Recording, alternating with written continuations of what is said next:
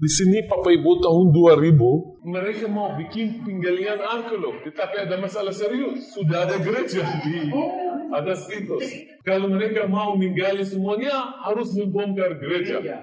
Makanya di sini mereka memutuskan jangan membongkar gereja, kita bikin sampel sebagian yang kita bisa dapat ide tentang ini. Bapak Ibu, kalau seandainya lapisan paling bawah di sana dari abad ketiga sesudah Masehi, sesudah Masehi, itu artinya ini pasti bukan dari zaman Yesus. Setuju? Makanya syarat mutlak kalau kita berbicara tentang rumah dari zaman Yesus, paling bawah itu harus dari abad satu Masehi. Bapak Ibu, kalau tidak ada sesuatu satu Masehi, itu artinya bohong. Bukan bohong. Tapi tidak sesuai. Ya, ini katanya tidak sesuai. Di ilmu itu namanya tidak sesuai. Yang luar biasa benar Bapak Ibu, yang paling bawah itu zaman Yesus. Yes. Ya, makanya bisa jadi tempat pesta perkawinan karena juga ada tradisi kuat di sini bahwa itu terjadi di sini. Bukan kebetulan periode Bizantium ada gereja di sini. Bukan kebetulan juga ditemukan satu tempayan besar dari batu, diperkirakan itu dari zaman Yesus. Ya. Makanya kita akan sekarang turun ke tingkat paling bawah. Di abad keempat di sini ada sinagoga. Nanti sinagoga Yahudi, nanti kita bisa melihat mozaik di dalam dari sinagoga itu. Itu jelas yang tinggal di sini orang Yahudi, ya, orang Yahudi. Kita akan turun ke tingkat yang dari zaman Yesus lewat sini. Berhati-hati tangga.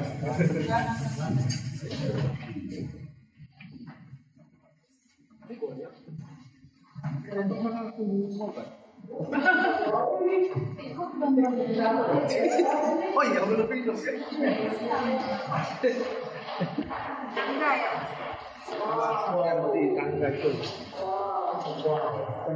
Ini kalau Iya. harus dari bahasa ya. Very good.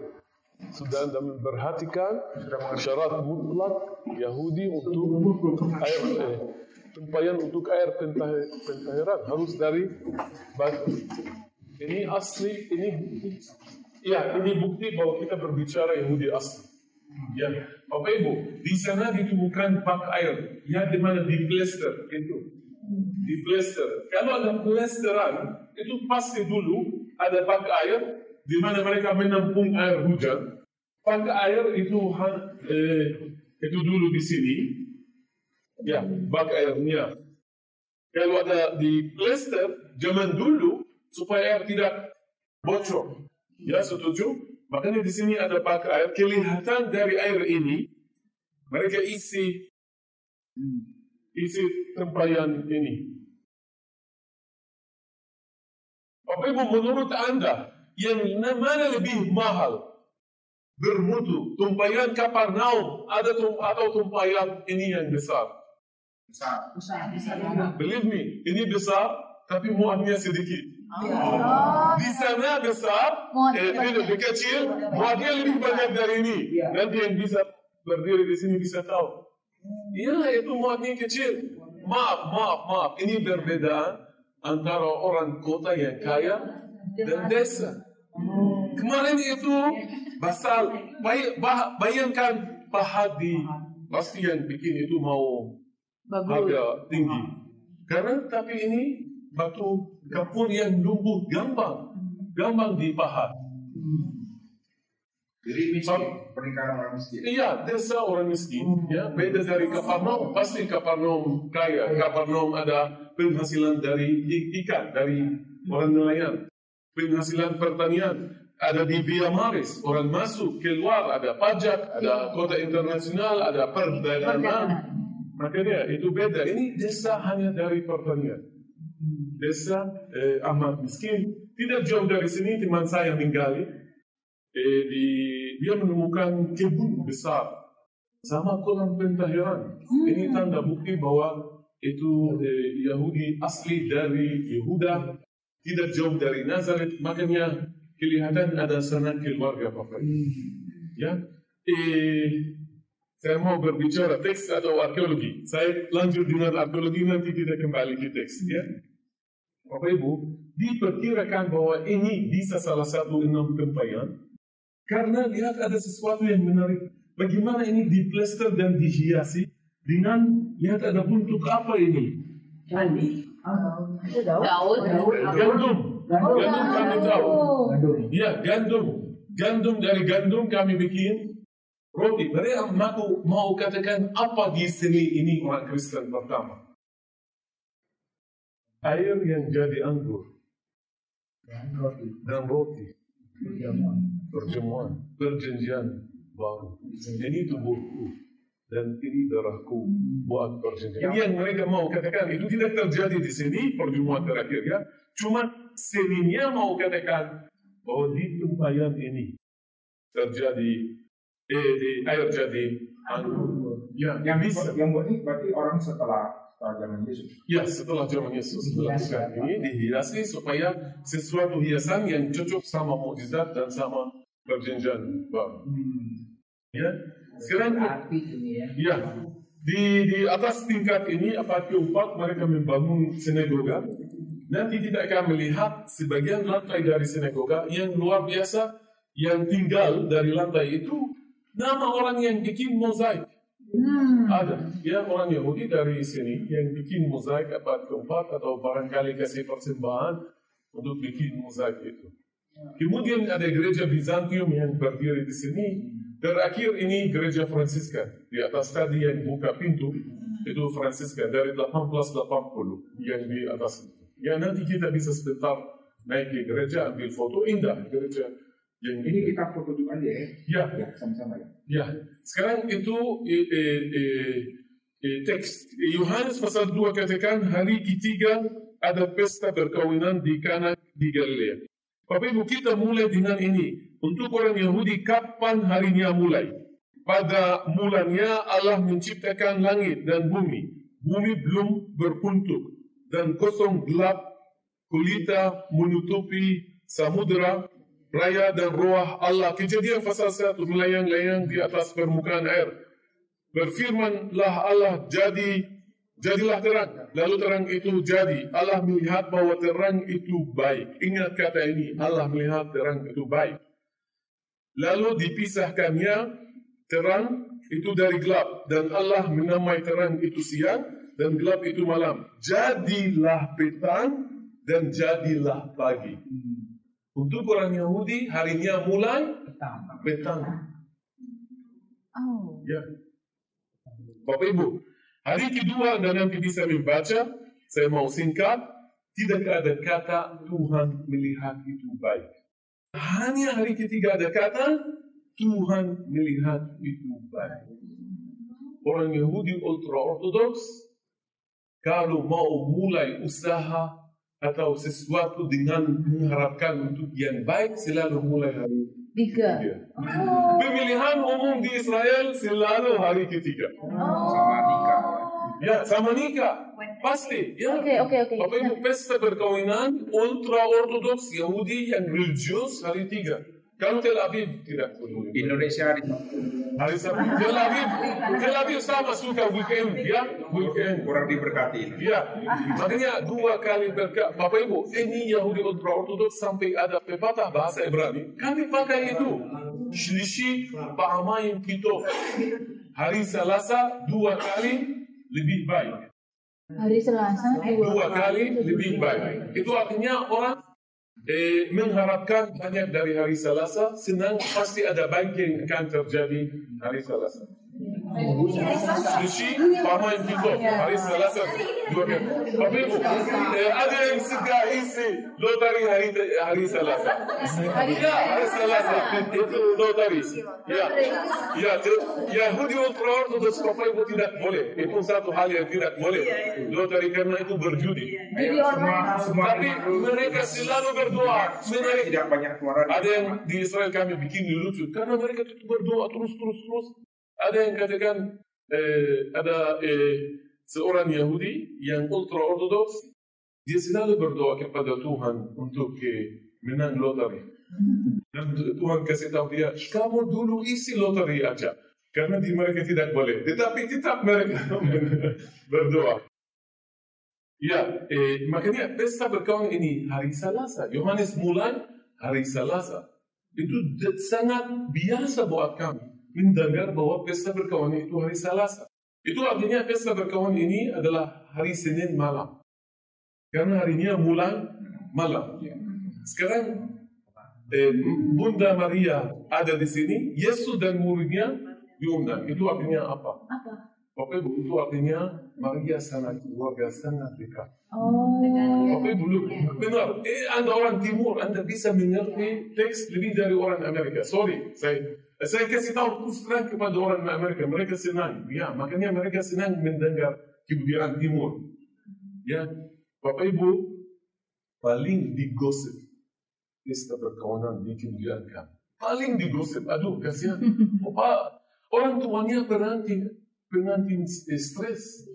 Ya, kemarin saya pergi sama mertua saya ke pesta berkawinan, senang keluarga. Dan dia kasih tahu, mertua saya duduk di sini, saya di sini. Mertua saya orang tua, tidak suka, dia mau pindah.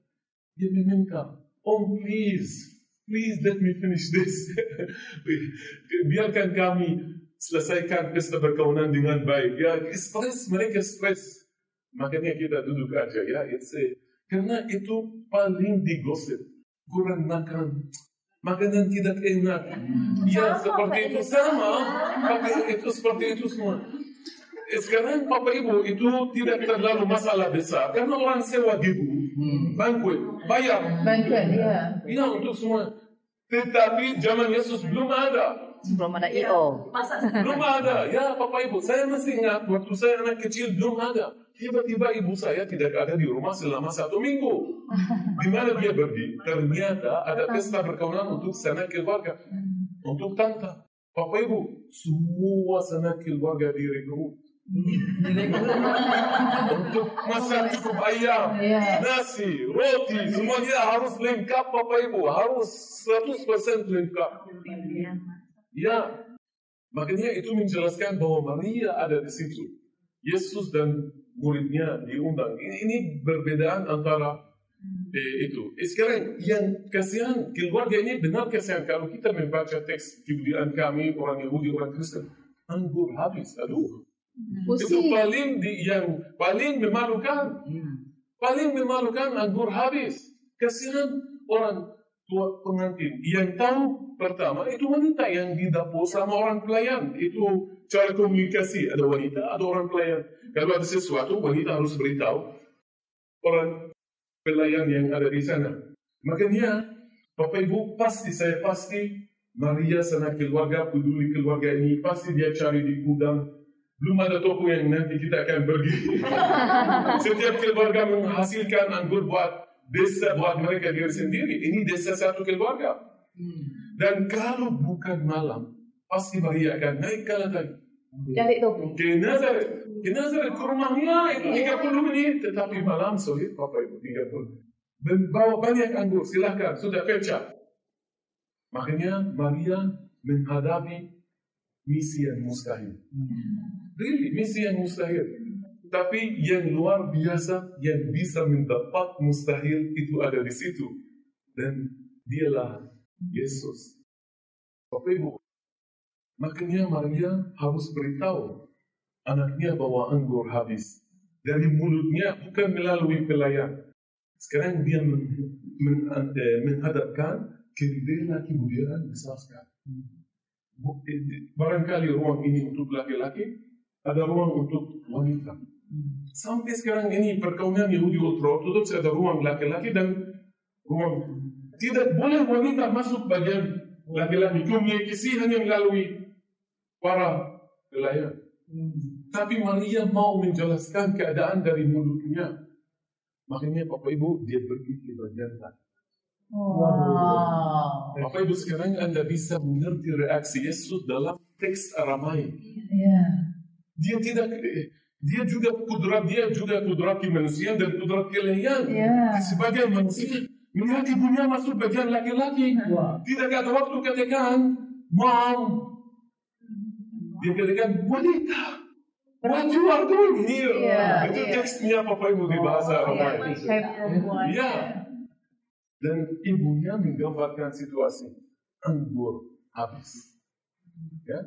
Dan di situ ada para pelayan. Ini Maria komunikasi. Kamu lakukan apa saja yang dia suruh. Dan di situ ada 6 tempayan. 6 sudah dekat sekali yang sempurna. Dekat sempurna. Mereka sangat mengusahakan rekrut semua keluarga, semua manusia untuk pesta berkawan itu. Tetap gagal. Yang bikin sempurna itu Yesus. Yang mengubah air jadi anggur.